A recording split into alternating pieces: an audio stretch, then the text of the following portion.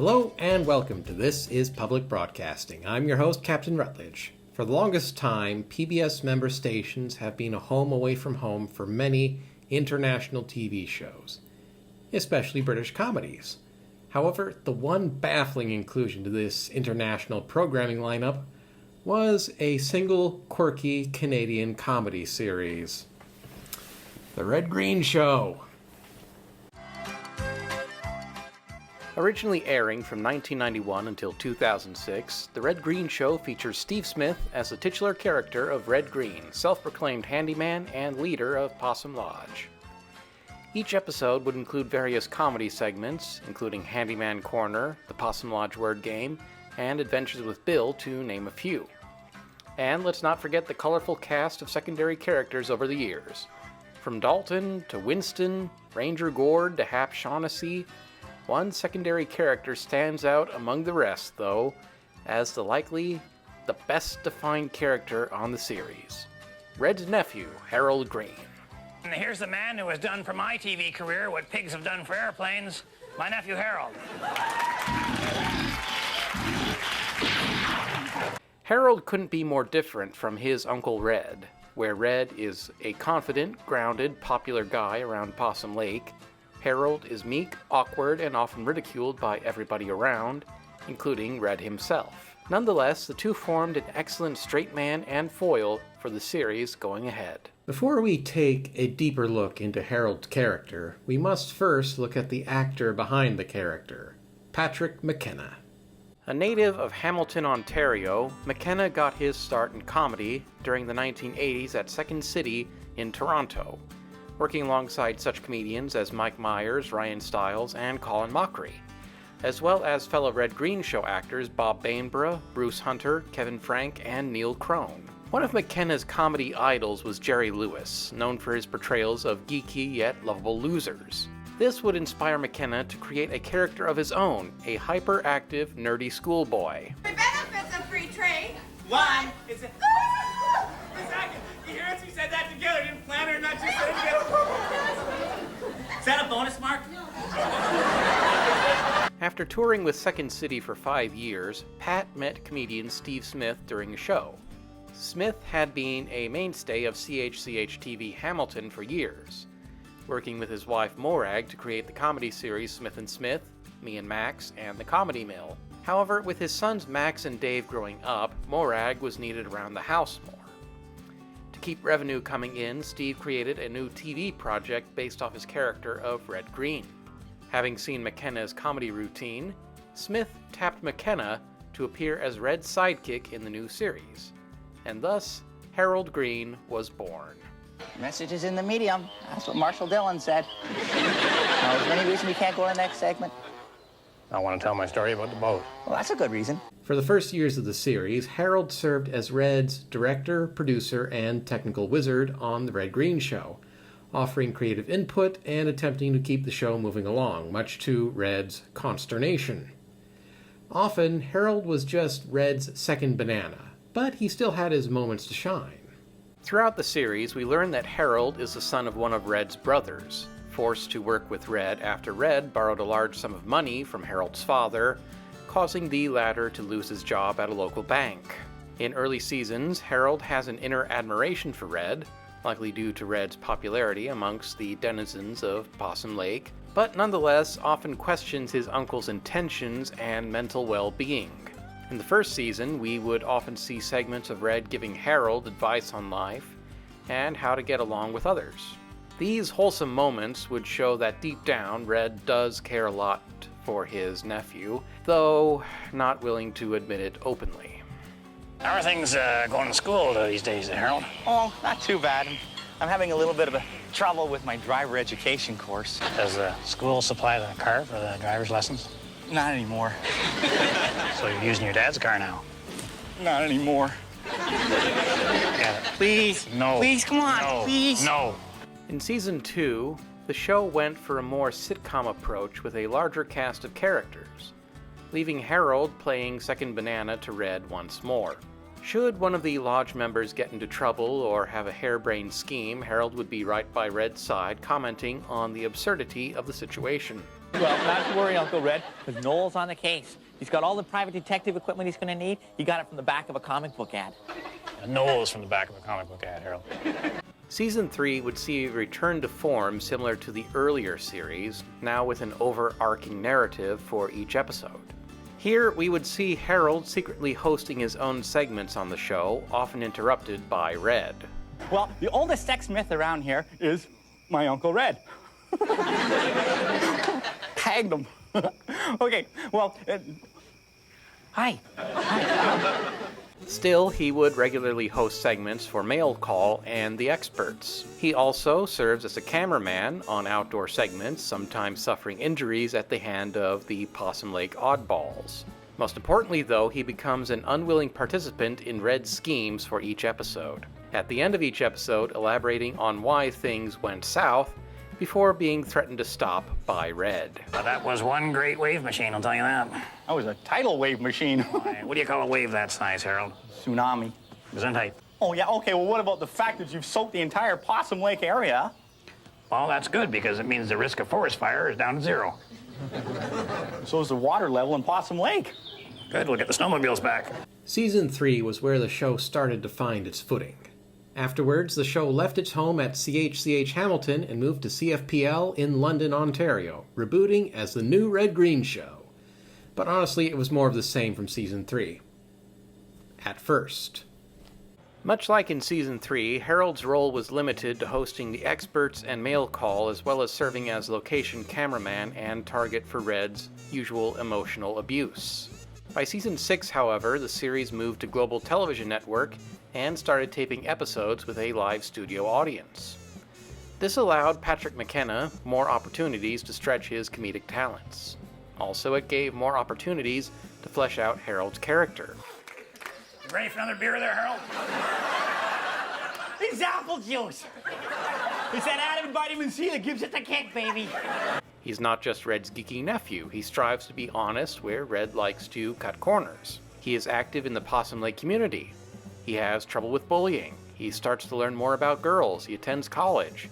And he still manages to have some of the show's best interests in mind. What's more, we see more of Red's paternal instinct kick in whenever Harold has troubles, for better or worse. For better, we see Red teaching Harold to stand up for himself against a school bully in Step Outside. For worse, Red giving Harold driving tips for an upcoming exam in the driving lesson.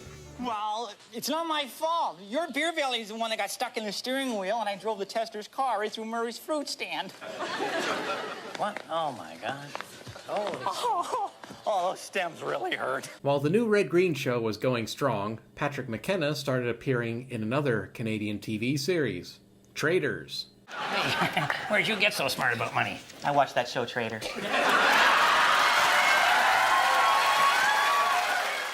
In Traders, McKenna played the head trader of Gardner Ross, Marty Stevens. Marty is a results-driven employee of the firm, towing the line between ethical and Machiavellian on a regular basis, earning the firm money on risky investments while casually admonishing his superiors. Traders was a decent hit during its 4 years on Canadian television, and introduced McKenna to a broader audience while letting him experiment with his more dramatic side. Appearing on both Red, Green, and Traders at the same time, McKenna was the only actor in history to win a Gemini Award for both comedy and drama in the same year. But there was a problem. Filming of Traders occurred concurrently with filming of Red, Green. Not on the same days, of course, but during the same weeks. McKenna had to study lines for both shows simultaneously. This would be tough for anybody. Couple that with McKenna having suffered for a long time with attention deficit disorder, and things got to be hell pretty quick. That is why in Season 9 of Red Green, Harold moves off to a job in the big city. In the Season 9 premiere, Harold leaves Possum Lodge while Red runs the show on his own. Harold would make small appearances in the following Season 9 episodes, usually cameos at the lodge, or Red visiting him at his job in the big city. In Harold's absence, more of the secondary Possum Lodge characters were given a chance to shine in the spotlight. Dalton, Mike, and Winston all become regular fixtures, as well as the local animal control officer, Ed Frid. No, but don't worry, Red. There's no tarantulas here. Oh, yeah, right. There's only carpenter ants. Oh,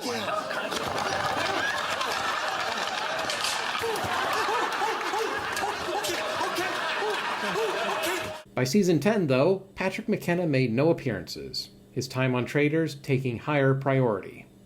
But that's not to say Harold didn't continue to appear, though. Starting in season 9, Ranger Gord began showing animated cartoons during the show. These educational shorts featured caricatures of both Red and Harold as woodland creatures interacting with Gord, and more often than not being critically injured by the end of the cartoon. While Red's caricature is sarcastic and cynical, Harold's is naive and optimistic. Simply put, it's another character's view on Harold's place in Possum Lake. Don't interrupt. You always bring up points that don't matter, Harold. Have some respect for my presentation. Oh, sorry, Gord. Sorry. Please forgive me. If it weren't for you, I'd be wallowing in ignorance forever. All of us would be. In 2000, production wrapped up on the final season of Traders. Even with the turmoil of earlier seasons, McKenna still wanted to return to Possum Lodge, which Steve Smith was only too happy to oblige. And so, at the start of season 11, Harold made his grand return as the Possum Lake Public Relations Manager. In his new job position, Harold sought to open up Possum Lake to families and tourists, with Red reluctant to help out but nonetheless supportive. In addition, he becomes more respected by the other Possum Lodge members, though that may be more due to his annual salary of $60,000. Keep in mind, that's only about $500 American. Anyhow, in 2001, The Red Green Show began production of its first and only film, Duct Tape Forever. Harold, naturally, played a main role alongside Red. In Duct Tape Forever, the lodge is forced to pay out $10,000 to a land developer after accidentally destroying his limousine. Having no cash at hand, Harold puts forward an idea to enter a 3M duct tape contest in Minnesota, with a third prize of $10,000. Taking their duct tape goose to Minnesota, Red and Harold run into all kinds of bumps and roadblocks, but still make the contest by working together and gaining newfound respect for each other. Of all the characters in the film, Harold's plotline is the best crafted. He is stuck in limbo for most of the film, disrespected by the lodge members, sidelined by his girlfriend, but he remains his optimistic, charismatic self no matter what. Instead of using force against the villain, he reasons with him by talking about his past, getting to know the guy better, understanding him. Let's have a drink to toast your new life, Harold. Oh, a drink?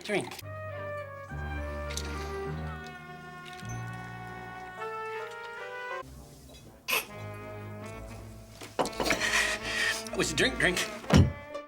I found by watching The Red Green Show that one of the main conflicts throughout the series is archaic versus modern masculinity. Red and the lodge members definitely embody the archaic masculinity, stoicism, closeted emotions, rugged individualism, etc. Harold, by contrast, represents a departure from the archaic norm.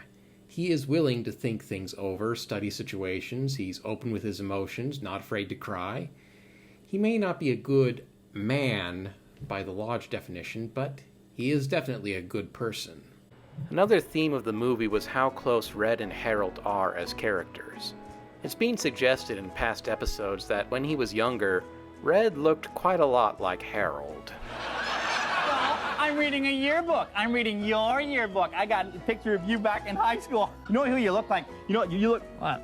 What do I look like, Harold?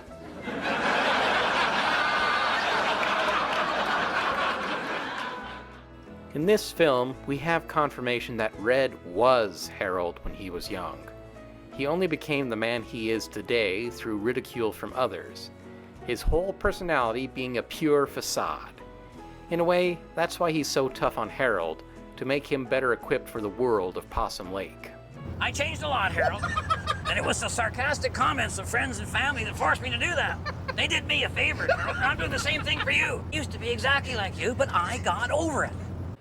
Nonetheless, Harold does grow throughout the movie. He gains confidence and becomes better respected by the members of Possum Lodge. So much so that he finally becomes a full-fledged member by the end of the movie, again adding to his character's journey from the kid Red had to look after to a true man. You all right there, Harold? Hey, Harold?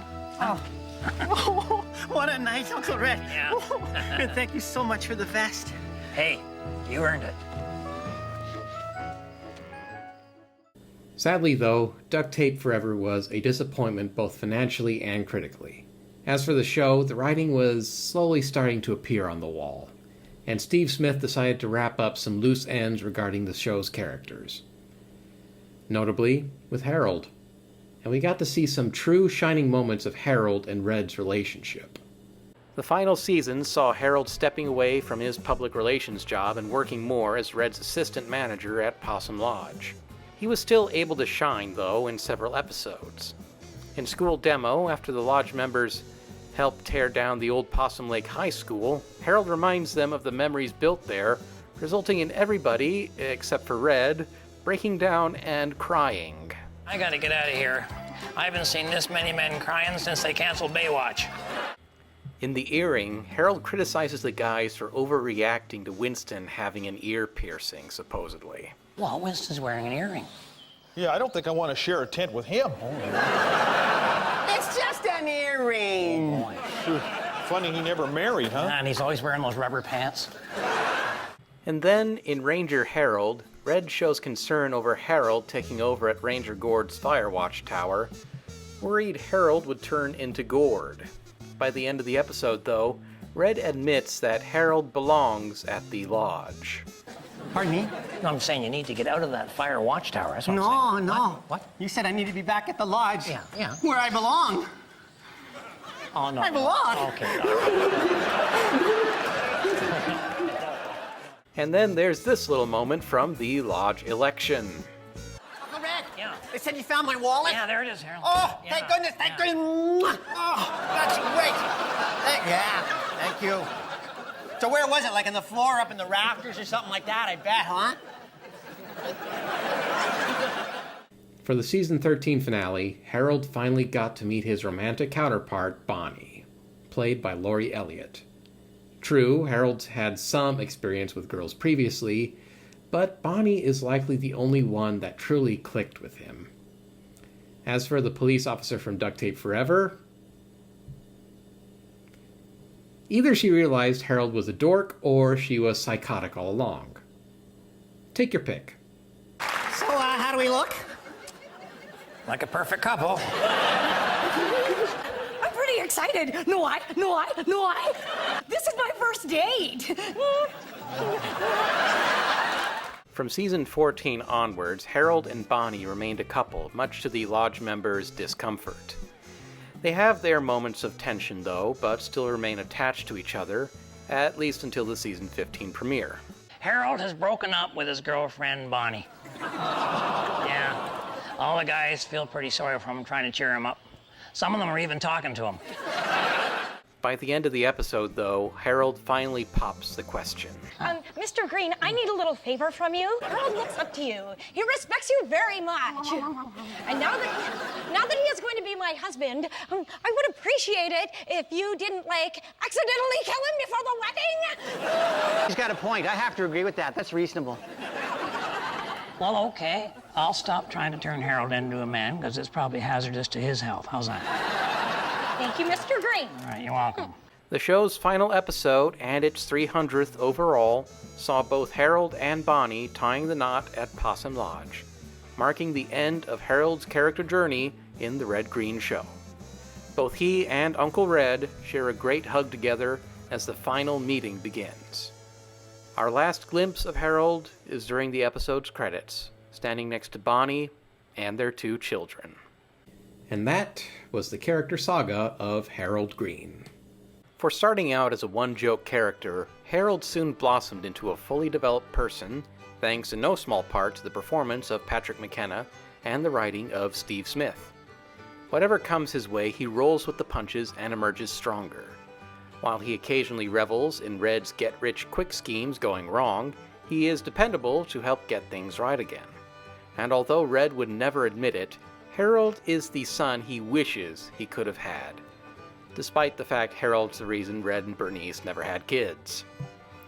And taking into account his character's history, we can safely say that Harold is a man who changed because he had to. Oh well. On behalf of myself and the married man, and the whole gang up here at Possum Lodge. Keep your stick on the ice. So, what are your favorite Harold moments? Feel free to list them in the comments below. And it's time once again to move on to the PBS Member Station Spotlight.